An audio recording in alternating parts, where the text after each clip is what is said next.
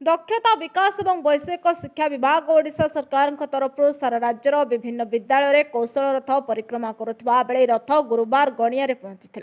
गणिया किशोर चंद्र सरकारी उच्च विद्यालय परिसर भुक्त रथ को भव्य संबर्धना ज्ञापन करा छात्र छात्री माने नृत्य गीत माध्यम रथ को पाछोटी नहीं। ब्लॉक शिक्षाधिकारी रवींद्रनाथ राउतराय रथ को उद्घाटन करते। छात्र छात्री परिचालना कमिटी बुद्धिजीवी तथा शिक्षक शिक्षयित्री माने एक कौशल रथ भितर परिक्रमा कर विभिन्न ज्ञान आहरण करते।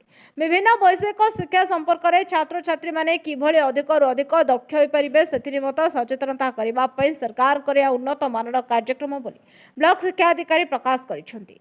ए कार्यक्रम में अतिरिक्त शिक्षाधिकारी रवींद्रनाथ बेहरा, अतिरिक्त शिक्षाधिकारी निरुपमा महापात्र, किशोर चंद्र सरकारी उच्च विद्यालय प्रधान शिक्षयित्री निहारबाला राउत, परिचालना कमिटी सभापति समीर कुमार साहू, विभिन्न विद्यालय शिक्षक शिक्षयित्री तथा किशोर चंद्र सरकारी उच्च विद्यालय समस्त शिक्षक शिक्षयित्री कार्यक्रम में संपूर्ण सहयोग करते। गणिया किशोर चंद्र सरकारी उच्च विद्यालय दक्षता विकास शिक्षक राकेश कुमार साहू और प्रियव्रत दास कार्यक्रम को परिचालना करते। गणियारू ब्लॉक प्रतिनिधि रमेश कुमार मिश्र रिपोर्ट, प्रयाग खबर।